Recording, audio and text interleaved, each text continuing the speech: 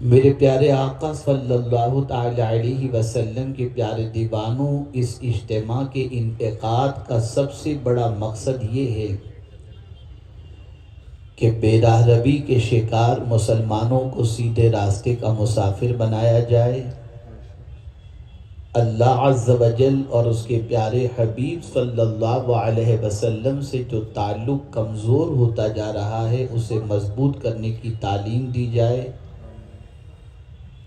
اور اسی کے ساتھ ساتھ اپنی زندگی کو کیسے گزارنا چاہیے، معاشرے میں کیسے رہنا چاہیے، ان ساری چیزوں کی تعلیمات کے زیور سے آراستہ کر کے دنیا بھی اطمینان والی اور آخرت بھی اطمینان والی کیسے بنائی جائے، اس کی طرف رہنمائی کرنے کے لیے یہ اجتماع منعقد کیا گیا ہے۔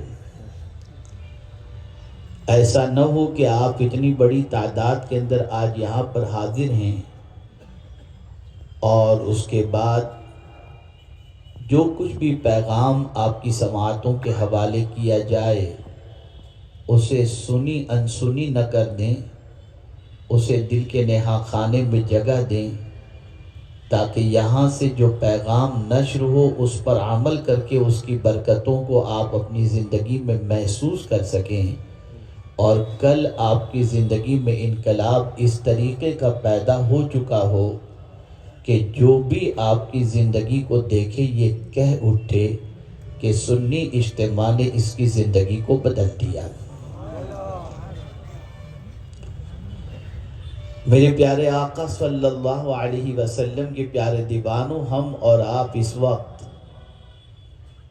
ایک ایسے مرض کے اندر گرفتار ہیں جو مرض اگر بڑھ گیا تو ایمان کی موت ہو جائے گی، اور اگر ہم نے آج اس مرض کا علاج نہ کیا تو میرے پیارے آقا صلی اللہ تعالی علیہ وسلم کے پیارے دیوانوں، نسلوں تک ایمان کو منتقل کرنا یہ مشکل ہو جائے گا۔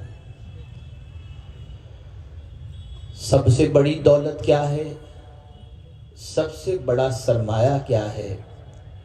تو اے رسول اعظم صلی اللہ علیہ وسلم کے دیوانوں، سب سے بڑا سرمایہ ایمان ہے، جس کی حفاظت کا حکم اللہ عز و جل نے زندگی کی آخری سانس تک ہمیں کرنے کا حکم عطا فرمایا۔ ایمان کوئی معمولی دولت تو نہیں، ایمان کوئی ہلکی دولت تو نہیں، اور ایمان کوئی سستی دولت تو نہیں۔ اگر روپیے کے ذریعے آپ یہاں پر بنگلہ خرید سکتے ہیں، دولت کے ذریعے یہاں کی آسائش خرید سکتے ہیں، اور اگر بہت زیادہ دولت رہی تو آپ بہت بڑا بنگلو خرید کر کسی دریا کے کنارے پر اپنی زندگی کی ساعتوں کو گزار سکتے ہیں، لیکن نہ دنیا کا کوئی بنگلو، نہ دنیا کی کوئی جگہ، نہ دنیا کے کوئی سکون کا پلیس ہمیں جنت کے مقابلے میں میسر نہیں ہو سکتا۔ جنت ہی ہے، اس کا تصور دنیا کی کسی چیز سے کمپیر کر کے ہم نہیں کر سکتے۔ ہم دولت کے ذریعے دنیا کا مکان تو خرید سکتے ہیں، جنت نہیں خرید سکتے، لیکن ایمان وہ سرمایہ ہے کہ جس کے پاس یہ دولت ہوتی ہے، اس کے عوض میں اللہ عز و جل اسے کل بروز قیامت جنت کی نعمت عطا فرمائے گا۔ یہی وجہ ہے کہ صحابہ کرام علیہم الرضوان اپنے ایمان کی فکر کرتے، تابعین اپنے ایمان کی فکر کرتے، اولیاء کاملین اپنے ایمان کی فکر کرتے، اور تحفظ ایمان کے سلسلے میں اپنی زندگی کی ساعتوں کو گزارتے ہوئے نظر آتے۔ لیکن آج ہماری قوم کی سچویشن یہ ہے کہ ایمان کے سلسلے میں وہ فکر جو ایک مسلمان کو ہونی چاہیے وہ قطعی طور پر نہیں ہے۔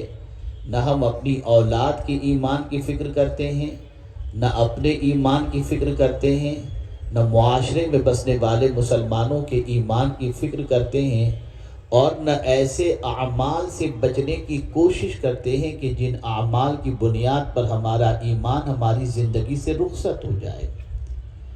اے رسول اعظم صلی اللہ تعالی علیہ وسلم کے دیوانوں، آپ ذرا دیکھیں قرآن کہتا ہے یا ایھا الذین آمنوا اتقوا اللہ حق تقاتہ ولا تموتن الا وانتم مسلمون، اے ایمان والو اللہ سے ڈرو جیسا کہ اس سے ڈرنے کا حق ہے، اور نہ مرنا مگر اس حالت میں کہ مسلمان رہو تم، ایمان کی حالت میں جیو اور ایمان کی حالت میں مرو۔ یہ تمہاری زندگی کا سب سے بڑا سرمایہ بھی ہے اور یہ تمہاری زندگی کی سب سے بڑی سوچ بھی ہے۔ ایمان کا ٹھکانہ کون سا ہے؟ ایمان کہاں رہتا ہے؟ ایمان کی جگہ دل ہے۔ اسی لیے ایمان کے حوالے سے کہا گیا اقرار باللسان و تصدیق بالقلب۔ میرے پیارے آقا صلی اللہ علیہ وسلم کے پیارے دیوانوں، زبان سے اقرار کرنا اس چیز کا جو اللہ کے رسول صلی اللہ علیہ وسلم لے کر کے آئے، اور دل سے اس کا تصدیق کرنا، اس کا نام ہے ایمان۔ ایمان جس گھر کے اندر، جس دل کے اندر آ جائے، اس دل کو اللہ عز و جل سکون کی دولت عطا کر دیتا ہے۔ ایمان جس سینے کے اندر موجود ہو، میرے پیارے آقا صلی اللہ تعالی علیہ وسلم کے پیارے دیوانوں، اسے اللہ عز و جل دونوں جہاں کے خوف سے بے غم کر دیا کرتا ہے، بے خوف کر دونوں جہاں کے خوف سے اسے بری کر دیا کرتا ہے۔ آپ ذرا دیکھیں اللہ عز و جل نے اولیاء کی شان جو بیان فرمائی وہ یہی تو ہے کہ الا ان اولیاء اللہ لا خوف علیہم ولا هم یحزنون الذین آمنوا وکانوا یتقون۔ مومن اور متقی جو ہیں وہی اللہ کے ولی ہیں، اور جب اللہ ولایت عطا کر دیتا ہے تو ان کے دل سے خوف کو بھی نکال دیتا ہے اور ان کے دل سے غم کو بھی نکال دیتا ہے۔ میرے پیارے آقا صلی اللہ تعالی علیہ وسلم کے پیارے دیوانوں، ایمان انسان کو سکون کی دولت عطا کرتا ہے، ایمان انسان کو اطمینان کی دولت عطا کرتا ہے، ایمان انسان کو قرار عطا کرتا ہے۔ یہی وجہ ہے کہ میرے پیارے آقا صلی اللہ تعالی علیہ وسلم کے پیارے دیوانوں، جس کے سینے میں ایمان کی دولت ہوتی ہے، جب اس کا اس دنیا سے جانے کا وقت آتا ہے تو اللہ عز و جل ایسے ایمان والے اور پرہیزگار بندے کو پروردگار اس طریقے سے خطاب فرماتا ہے، یا ایتھا النفس المطمئنہ ارجعی الی ربک راضیۃ مرضیہ فادخلی فی عبادی وادخلی جنتی۔ اے نفس مطمئنہ، یہاں اطمینان کی بات ہے، مطمئن ہونے کی بات ہے۔ اے مطمئن جان، پلٹ آ اپنے رب کی طرف اس حال میں کہ تو اللہ سے راضی ہے اور تیرا مولا تجھ سے راضی ہے۔ آپ ذرا مجھے بتائیے، ایمان سینے کے اندر ہو تو اللہ اطمینان کی دولت عطا کرتا ہے۔ آج آپ دیکھیں، ہم اخبار پڑھنے کے بعد، نیوز دیکھنے کے بعد، یوٹیوب پر سماچار سننے کے بعد ہماری طبیعت میں بے قراری اور بے چینی پیدا ہو جاتی ہے۔ اللہ والوں کا حال دیکھیے، خود سرکار امام عالی مقام کی زندگی کا مطالعہ کیجئے تو آپ کو پتہ چلے گا کہ نگاہوں کے سامنے 22,000 کا لشکر جرار موجود ہے، لیکن امام حسین بے چین نظر نہیں آتے، بلکہ تلواروں کے سائے میں بھی یہ کہتے نظر آتے ہیں، جیوں گا تو اسلام پر اور جان بھی دوں گا تو اسلام پر۔ اے رسول اعظم صلی اللہ علیہ وسلم کے دیوانوں، اور پھر آپ دیکھیں یہی ایمان کی دولت امام حسین کے گھر والوں کے پاس موجود تھی، اس لیے شہیدوں کی وہاں پر شہیدوں کی قطار موجود ہونے کے باوجود بھی کسی کے ایمان میں کوئی معمولی حرف بھی نہیں آیا، نہ کوئی یزید کی پیشکش کو قبول کرتا دکھائی دیا۔ پتہ چلا ایمان ہوگا تو استقامت کی دولت نصیب ہوگی، ایمان ہوگا تو طمانینت قلب کی دولت نصیب ہوگی، ایمان ہوگا تو بے خوفی کی دولت نصیب ہوگی، ایمان ہوگا تو اللہ عروج عطا کرے گا۔ اور سن لو، آج وہ لوگ جو شکایت کرتے ہیں کہ پوری دنیا میں اتنی بڑی تعداد کے اندر کلمہ پڑھنے والے ہونے کے باوجود کیا وجہ ہے؟ پیروں تلے روندے جا رہے ہیں، لوگوں کے پیروں میں آ رہے ہیں، ٹھوکروں میں آ رہے ہیں، زمینیں پیروں کے نیچے سے کھینچی جا رہی ہیں۔ تو آج یہ میں آپ کو بتاؤں، قرآن نے جو کنڈیشن لگائی ہے کامیابی کے لیے، وہ کنڈیشن کیا ہے؟ تو قرآن کہتا ہے وَأَنْتُمُ الْأَعْلَوْنَ ان کنتم مؤمنین، غالب تم ہی رہو گے، کامیاب تم ہی رہو گے اگر تم مومن ہو۔ پتہ چلا جس کے پاس کمال ایمان موجود ہو اللہ اسے مغلوب نہیں کرتا، اسے غالب کر دیا کرتا ہے، اسے کامیاب کر دیا کرتا ہے۔ یہاں سے یہ بات واضح طور پر سمجھ میں آئی، جو ایمان قرآن ہم سے چاہ رہا ہے، جو ایمان اللہ کے رسول صلی اللہ علیہ وسلم ہم سے چاہ رہے ہیں، وہ ایمان کما حقہ ہماری زندگی میں موجود نہیں۔ ایک مرتبہ درود شریف پڑھ لیں۔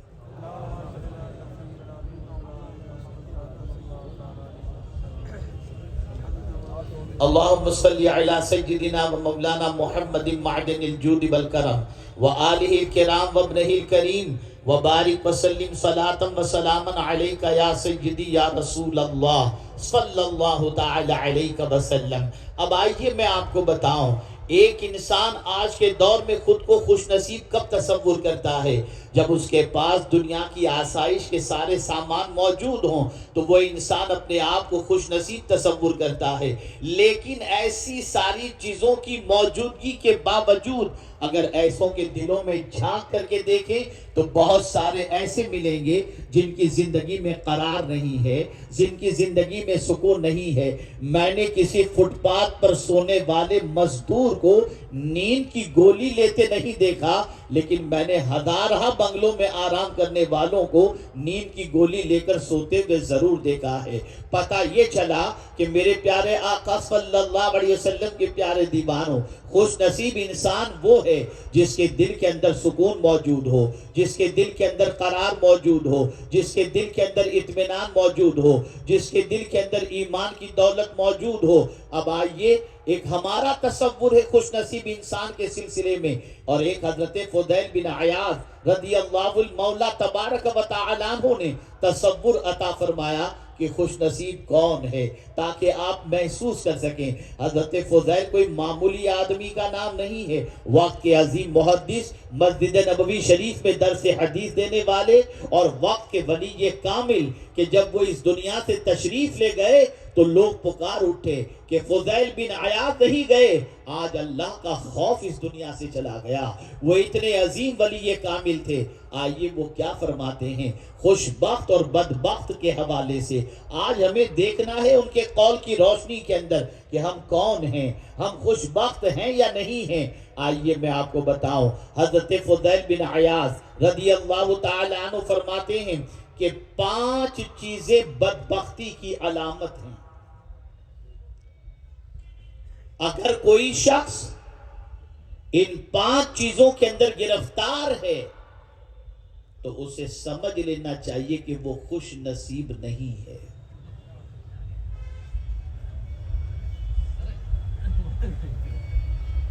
پانچ چیزیں۔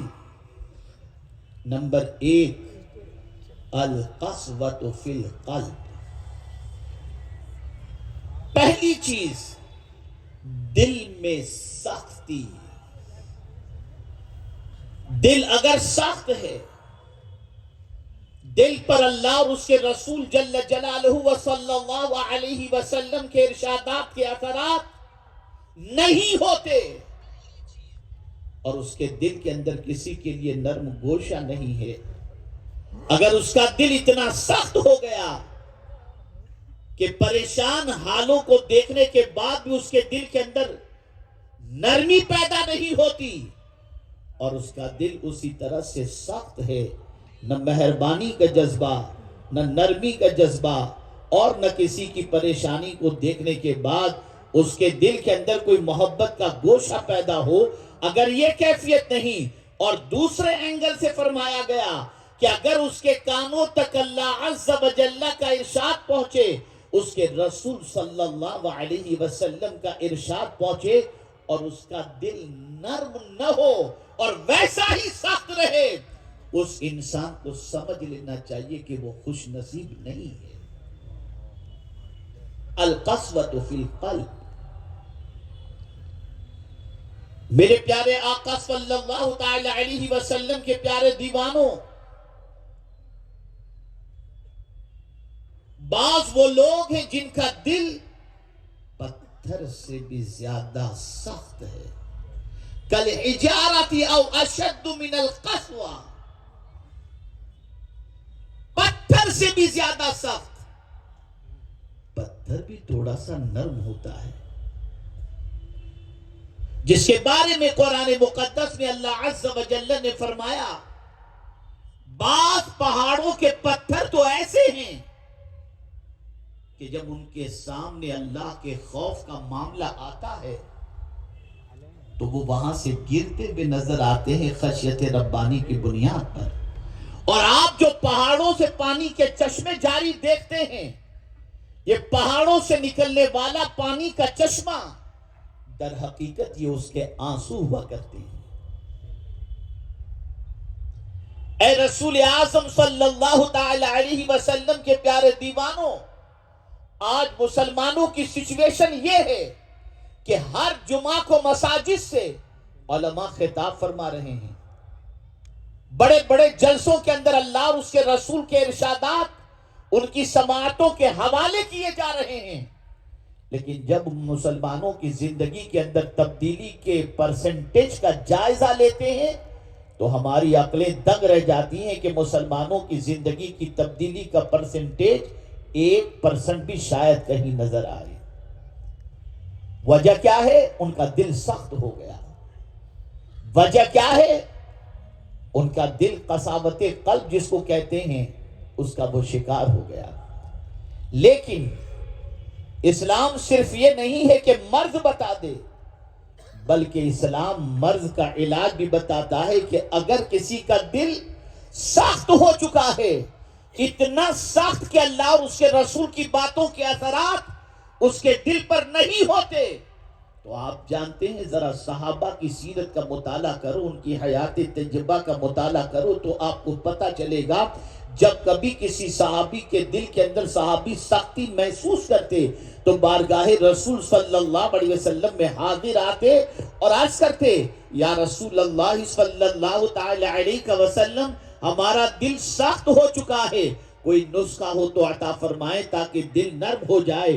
پیغمبر رحمت صلی اللہ علیہ وسلم کی بارگاہ میں ایک صحابی حاضر ہوئے اور عرض کرنے لگے سرکار میرا دل سخت ہو چکا ہے، کوئی علاج بتائیں. تو رحمت عالم صلی اللہ علیہ وسلم نے فرمایا یتیم کے سر پر اپنا ہاتھ پھیرو، اللہ تمہارے دل کو نرم بنا دے گا. میرے پیارے آقا صلی اللہ علیہ وسلم کے پیارے دیوانوں، جو دل نرم ہوتا ہے وہ اللہ کو بڑا پسند ہوتا ہے. اور میں آپ کو بتاؤں ایمان ہمارے دل کے اندر زندہ ہے اور ہماری روح زندہ ہے. اس کو بھی پہچاننے کا ایک طریقہ صوفیاء کرام نے بتایا. ارشاد فرماتے ہیں کسی کا غم اگر تمہاری آنکھوں کو نم کر دے تو سمجھ لینا کہ تمہارا ایمان بھی زندہ ہے اور تمہاری روح بھی زندہ ہے. آج ہماری پوزیشن یہ ہے کہ ہم کسی ایکسیڈنٹ کو دیکھتے ہیں تو ایکسیڈنٹ میں زخمی ہونے والے بندے کی ویڈیو اتارتے ہیں، اسے ہاسپٹل پہنچانے کی تڑپ نہیں ہوتی، جذبہ نہیں ہوتا. اے رسول اعظم صلی اللہ علیہ وسلم کے دیوانوں، دنیا بھر میں ہونے والے مظالم کے واقعات کو دیکھنے کے بعد بھی ہمارے دل میں کوئی نرمی پیدا نہیں ہوتی. میرے پیارے آقا صلی اللہ علیہ وسلم کے پیارے دیوانوں، اگر ایسا دل ہو جائے تو آپ کو اور ہم کو یہ سمجھ لینا چاہیے کہ ہم خوش نصیب نہیں ہیں.